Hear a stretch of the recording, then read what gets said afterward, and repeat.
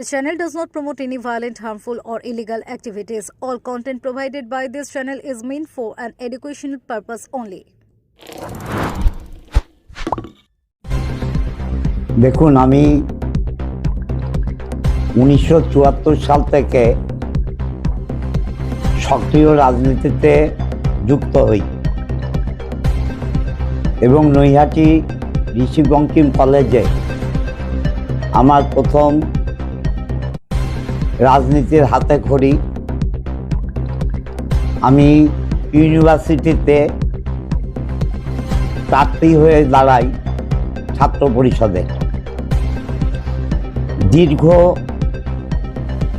এত বছর রাজনৈতিক অভিজ্ঞতায় 1977 সালের পর যখন সারা ভারতবর্ষে কংগ্রেসের বিপর্যয় হয়েছে, ইন্দিরা গান্ধীও হেরে গেছেন, সেই সময় থেকে রাজ্যে বামফ্রন্ট সরকার প্রতিষ্ঠিত হয় এবং 34 বছর আমরা এই সরকারের যে অন্যায় অবিচার তার বিরুদ্ধে লড়াই করেছি। কখনো রাস্তা অবরোধ করেছি, কখনো রেল অবরোধ করেছি, কখনো আসামে বাঙালি খাদাও তার বিরুদ্ধে কামরূপ বন্ধ করে দিয়েছি, সিঙ্গুর আন্দোলন করেছি, নন্দীগ্রামেও দলের কাজে গিয়েছি। তাছাড়া আরামবাগ, খানাকুল, গোঘাট, জাঙ্গিপাড়া, ধনেখালি যে বিস্তীর্ণ এলাকা, সেই এলাকায় সন্ত্রাসের মোকাবেলা করার জন্যে ঘুরে বেরিয়েছি এবং প্রতিরোধ গড়ে তুলেছি। কিন্তু কখনো জেলে যেতে হয়নি।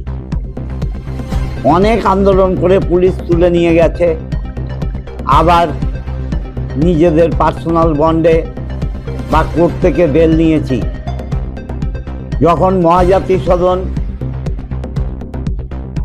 আমাদের ছাত্র পরিষদের অফিস প্রথম মুখ্যমন্ত্রী জ্যোতি বসু সরকার, প্রয়াত নেতা, দখল করলো, কখনো আন্দোলন করে আমরা লালবাজারে অ্যারেস্ট হয়েছি, পরের দিন ব্যাংশাল কোর্ট থেকে ছাড়া পেয়েছি।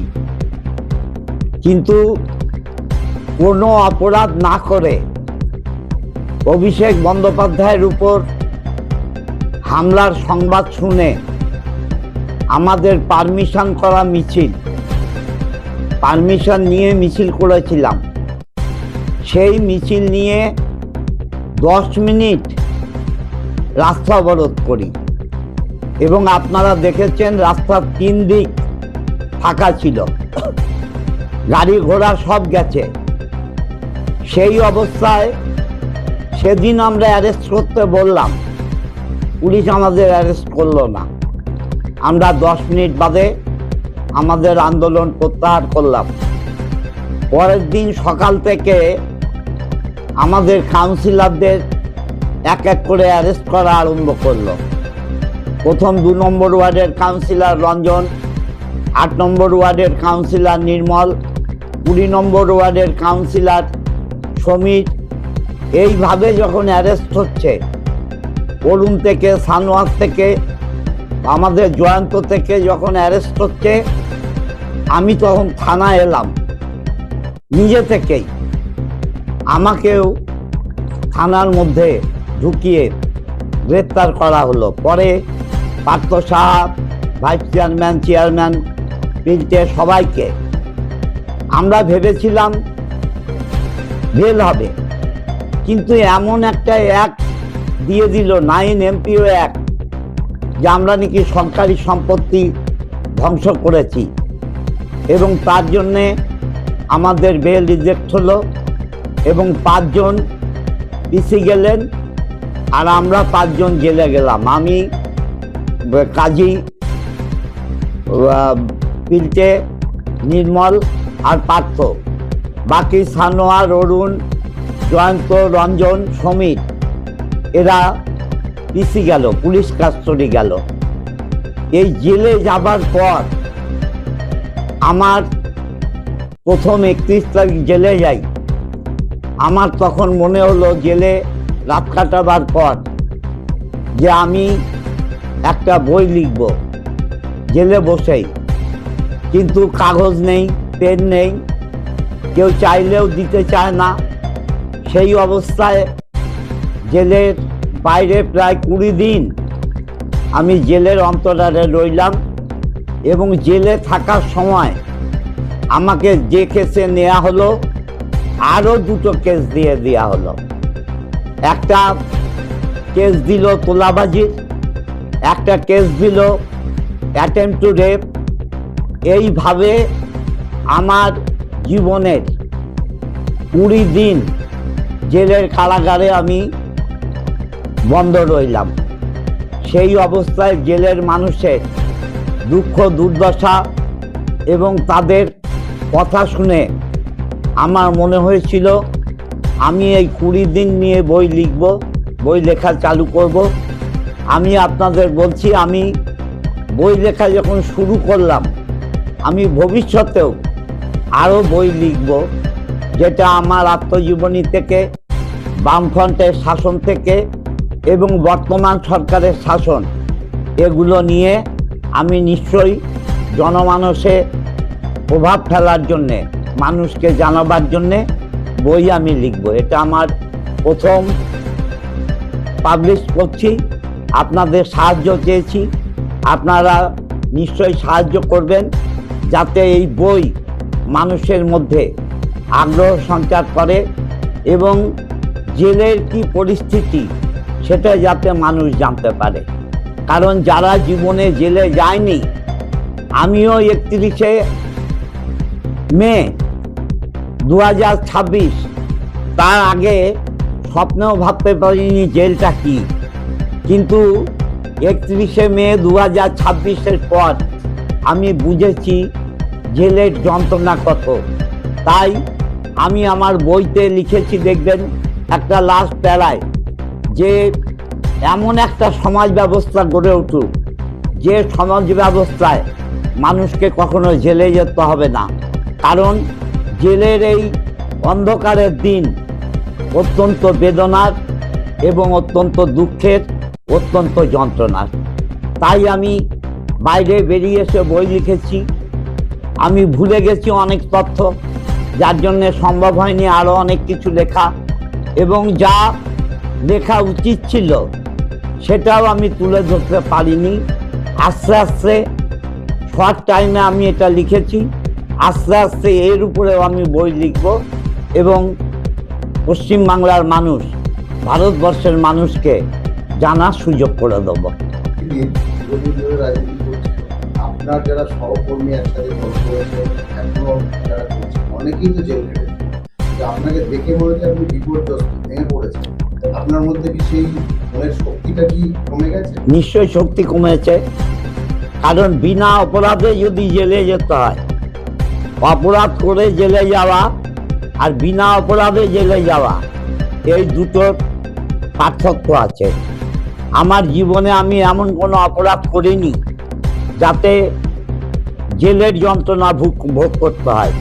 তবে এটা সাময়িক, এটা কাটিয়ে উঠব এবং মমতা বন্দ্যোপাধ্যায় যেভাবে আমাদের নির্দেশ দেবেন আমরা সেই পথেই এগিয়ে যাব। কি মনে হয় আগামী দিনে কি ভবিষ্যৎ হতে যাবে? দেখুন, বাংলার মুখ মমতা ব্যানার্জি, বাংলার মানুষের হৃদয়ে মমতা ব্যানার্জি আছে। অতএব আগামী দিন কথা বলবে যে বাংলা তথা ভারত কে নেতৃত্ব দেবে। অসিত মজুমদার কি এবার লেখক হয়ে গেল? লেখার চেষ্টা করব, লেখক নই, কিন্তু 20 দিন জেলে থেকে যে যন্ত্রণায় ছিলাম তার থেকে লেখার একটা সম্পর্ক তৈরি হয়েছে। নিশ্চয়ই লিখব। দিদিও লেখেন অনেক বই, অনেকেই লেখেন। রাজনীতির সঙ্গে ধারাবাহিকভাবে বই লেখাও চালু করব।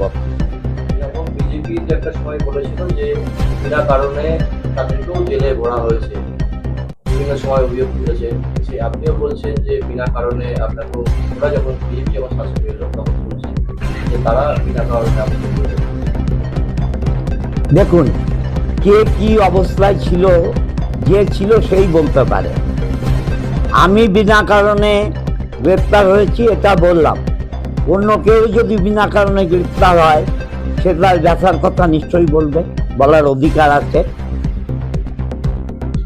রাজনৈতিক কারণে জেল তো অনেকেই খাটছে, এর মধ্যে অস্বাভাবিকতা তো কিছু নেই। রাজনীতি করতে গেলে জেল খাটতেই হবে, এটা দেখুন, রাজনীতির রং দিয়ে জেল খাটা আর রেপ কেসের অ্যাটেম্প টু রেপ, তোলাবাজি, এ দুটোই এক নয়।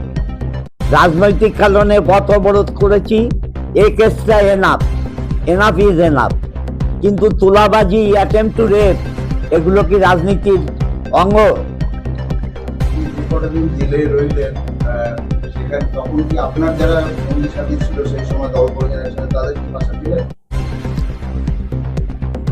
ভয়ে, ভিত্তিতে, বা আমার ক্ষমতা নেই, আমি এমএলএ নেই, অনেকেই আসেনি, অনেকে ইন্টারভিউ করতেও আসেনি, অনেকে খবরও নেয়নি।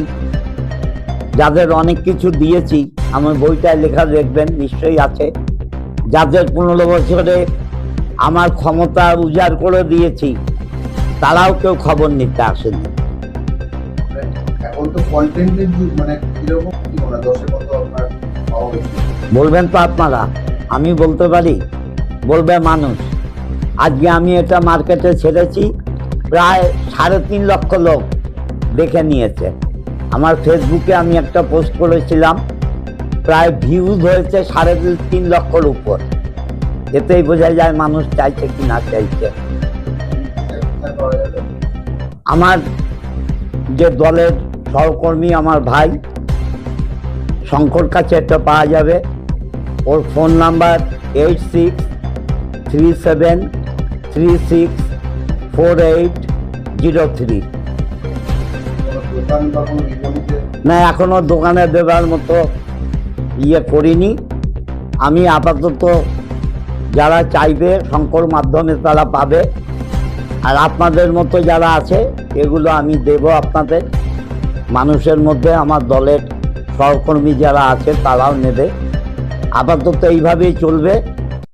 পরে আমি ডিমান্ড বুঝে বিভিন্ন আমার মেসেজে কমেন্ট করেছে, দাদা অ্যামাজনে দিন, দাদা ফ্লিপকার্টে দিন, হ্যাঁ, সারা বাংলা থেকেই এসছে।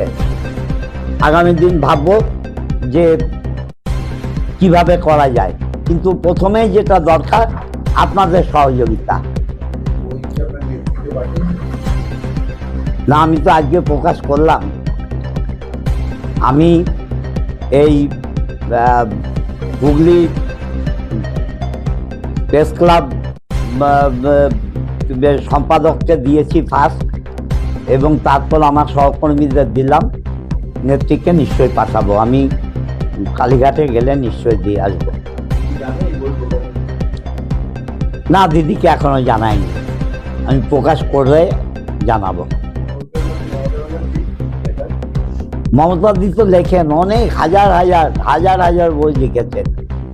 অনুপ্রেরণা দিদি নিশ্চয়ই, কিন্তু আমার এই 20 দিন জেলে থেকে জেলের মধ্যে বসে লেখার ইচ্ছা ছিল, তাহলে আরও পুঙ্খানুপুঙ্খ লিখতে পারতাম, কারণ অনেক পয়েন্ট ভুলে গেছি। আমি বই রিলিজ হওয়ার পর আরও 2-3টে পয়েন্ট মনে পড়েছে, কিন্তু সেগুলো ভুলে গেছি। ভেতরে বসে যদি কাগজ পেন পেতাম, কিন্তু ভেতরে কাগজ পেন রাখার আইন নেই, যার জন্য সেটা করতে পারিনি। এটা আমার দুর্ভাগ্যের। আগামী দিন আপনার কণ্ঠ, প্রতিবাদী কণ্ঠ বইয়ের মাধ্যমে ফুটে উঠবে। বই, রাস্তা দুটোই, কলমেও ফুটবে, রাস্তাতেও ফুটবে। যে পরিষদটা আপনি করেছেন, মানে নামের সঙ্গে অনেকটা মিল আছে, কারাগারের অন্তরালে। কারাগারের পিছনে অসিত মজুমদার দাঁড়িয়ে আছে, এটা কি বলতে চাইছেন না বলতে পারছেন? বলার চেষ্টা করছি, কারণ বিনা অপরাধে, যেটা রাজনৈতিক সৌজন্য বোধ, সেটাও দেখায়নি। আমি বেশি কিছু বলতে চাইছি না, ভোলার চেষ্টা তো নিশ্চয়ই করছি, না হলে বই লিখবো কেন। ভোলার চেষ্টা করছি, আগামী দিন রাস্তায় কথা বলবে।